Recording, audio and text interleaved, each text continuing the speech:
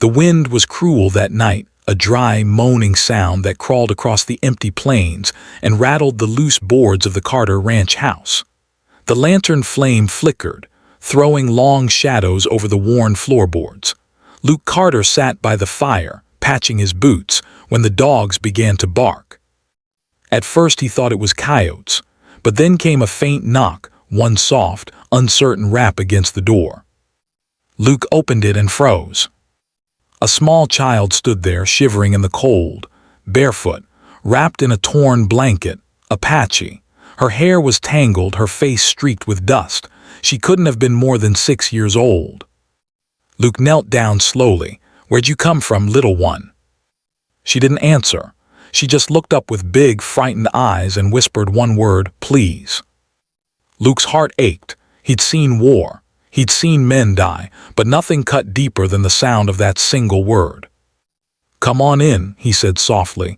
"You'll catch your death out here." He lifted her gently, carried her inside, and wrapped her in a wool blanket.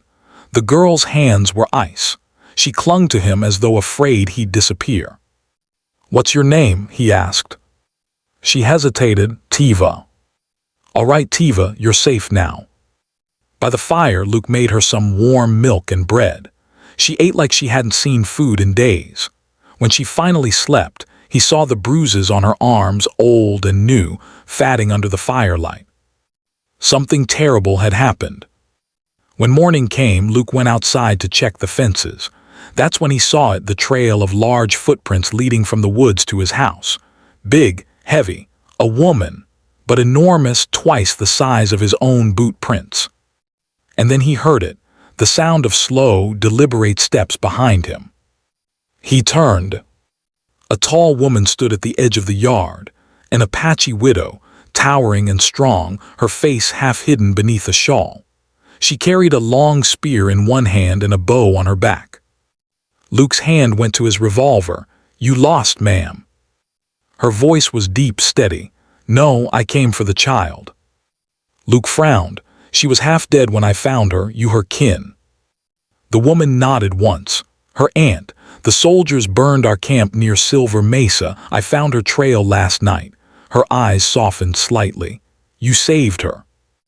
Luke lowered his guard a little. "You can take her then, she's inside." The woman looked toward the cabin but didn't move. "You fed her. That means you share her spirit now. You cannot give her away so easily." Luke frowned. "What's that supposed to mean?" The widow stepped closer. "She has no one left. The old ways say that the man who gives food in a storm becomes family. You are her protector now." Luke didn't believe in omens, but something in the woman's eyes made him pause. "I'm just a rancher," he said quietly. "Ain't fit to raise a child." The widow studied him for a long moment. Then she said, "Then learn." She walked to the porch, ducked her head to enter, and Tiva ran to her, clinging to her legs. For the first time, the child smiled. Luke watched them, the warmth of that moment cutting through years of loneliness. "Storm's common," he muttered. "You both best stay a while." The widow nodded. "We will stay for the child." Days passed. The storm rolled in, bringing thunder and sheets of rain that turned the plains into rivers of mud. The three of them shared the small ranch house, Luke fixing fences, the widow mending clothes, and Tiva laughing for the first time in weeks. The widow's name was Nala. She was quiet but strong, with a calm that made the world feel steady. She taught Tiva songs in Apache, and sometimes Luke caught himself listening, the soft rhythm of her voice blending with the crackle of the fire. At night, they'd sit together while the rain beat the roof. Luke told them about his late wife, gone to fever years ago. Nala spoke of her husband, killed by soldiers. They were two souls carrying too much silence.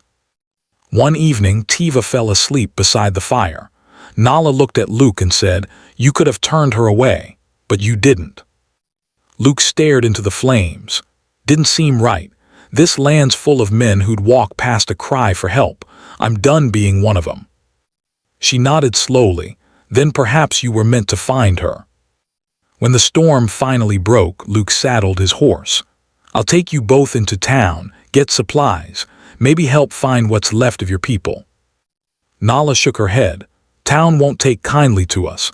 They see brown skin, they see trouble." Luke sighed. "Then they'll have to go through me." They rode together toward Dry Creek, the rancher, the widow, and the child.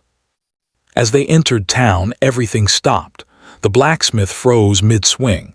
The barkeep leaned out the door. A few men reached for their guns. Luke raised his hand. "She's with me," he said firmly, "and so's the girl." The sheriff, a tall man with a scarred jaw, stepped forward. "Luke, what in God's name you doin' bringin' Apache here?" "Buying supplies," Luke said coolly, "same as anyone else." The sheriff spat. "You're playing with fire." Luke met his eyes. "Then I'll burn before I let you touch them." For a tense moment, no one moved. Then the sheriff grunted and waved his men back. "Fine," he muttered, "but don't say I didn't warn you." Weeks turned into months. Luke built a small cabin beside his own, where Nala and Tiva lived. The ranch began to thrive again, crops growing, horses stronger, laughter in the air. One day, while working the corral, Luke noticed something strange. The widow wasn't just strong, she was unnaturally strong.